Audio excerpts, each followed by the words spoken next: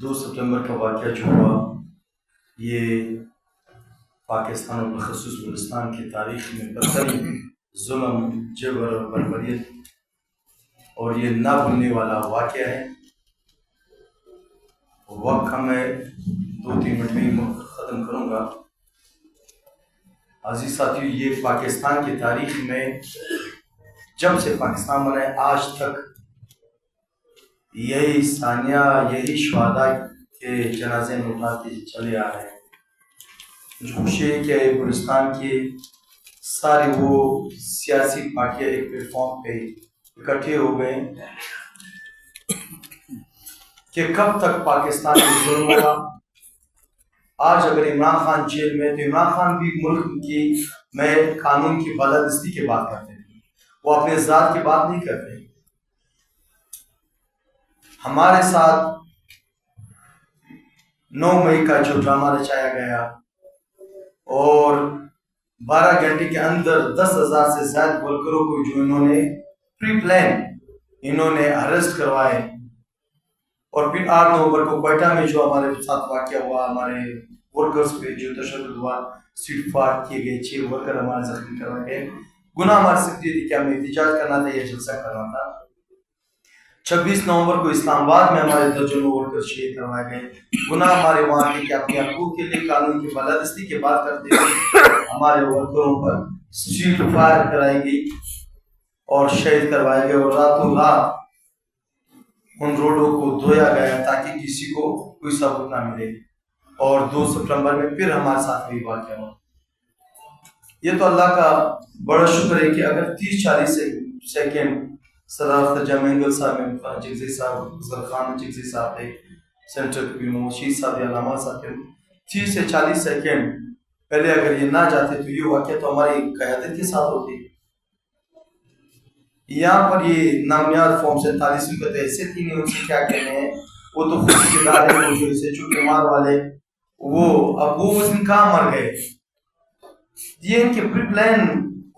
چیزیں ہوتی ہیں، اور یہاں پر سرفراز ان کی ٹیم، میں یہ سمجھ رہا تھا کہ تھوڑا بہت اس میں غیرت ہوگا، وہ بلوچ قوم کا تھوڑا خون اس میں ہوگا، وہ اس دن وہ اور اس کے کیبنٹ تو استعفیٰ دیں گے، کم سے کم وہ استعفیٰ دیں گے، لیکن وہ اتنے بے شرم نکلے، اتنے بے شرم نکلے کہ اپنی کرسی سے چمٹے ہوئے وہ زخمیوں تک آئے نہیں۔ الفاظ احتیاط سے سب انہوں نے تب مارنا ہے، چاہے بھی کیا کریں چاہیے ہو، تو اس طریقے سے یہ جو الفاظ ہے یہ بھی دل کے درد سے یہ ہوتے ہیں۔ اب وہ کہاوت ہے کہ زمین وہ جلتی ہے جہاں پر آگ لگی ہو۔ آج ان شہداء کے ماں و بہنوں، بھائیوں، بچوں سے پوچھے، جس شام یہ واقعہ ہوا، رات کو میں آیا تو ساجد ترین صاحب ان کی ٹیم بیٹھے ہوئے تھے، جو میں نے ان کو دیکھا، ان کے ورکروں کو دیکھا، ایک وہاں اور ایک وہاں، اور جس پریشانی کے حالات میں یہ اللہ کسی دشمن بھی وہ دن آ رہا ہے اس مشکل حالات میں۔ تو میں یہ طاقتور حلقوں کو کہتا ہوں کہ خدا را، یہ مشرف نے بھی یہ موقع لہرایا، اس نے کیا کیا، یہ باجوہ نے بھی یہ کیا، اب حفیظ صاحب بھی کرے، وہ کرتے رہے، کیا آخر کیا ہوگا۔ وہ دن بھی یاد ہے اب سب کو کہ مشرف صاحب کے لیے کوئی دعا بھی نہیں کرے تھے، مطلب تو ہی سمجھتے تھے وہ مرنا سب نے مرنا ہے، خدا را اوش کے ناخون لے جائے۔ وہ اڈیالہ جیل میں درویش بیٹھے، ان سے معافی مانگے، معاف کریں گے اس ملک کے لیے، وہ معاف کریں گے، ذمہ داری ہم ورکر دیتے کہ وہ معاف کریں گے اس ملک کے لیے۔ رات کے تاریکی میں جا کر وہاں پر ان سے میاں صاحب اینڈ فیملی برادران لوگ جاتے ہیں، ان سے معافی مانگتے ہیں۔ وہ تو ایک ہی چیز کہہ رہے کہ آج ملک میں قانون کے بالادستی ہونی چاہیے۔ اب وہ جیل میں بیٹھ کر کے پاکستان تحریک تحفظ پاکستان کا اگر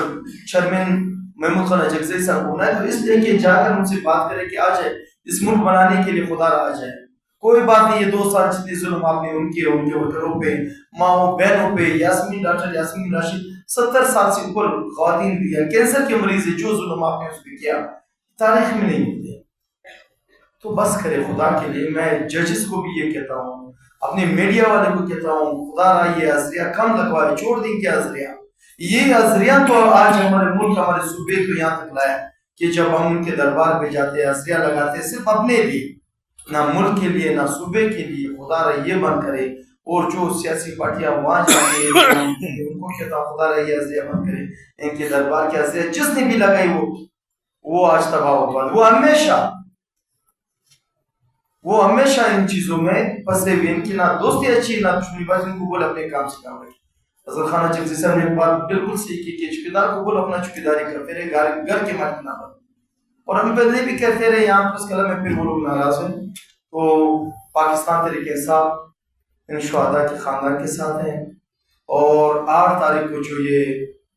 پائجام اور شٹر ڈرون ہڑتال ہے تمام ورکروں کو یہ کہتا ہوں اور بالخصوص بلوچستان کے تمام محب وطن لوگوں کو کہتا ہوں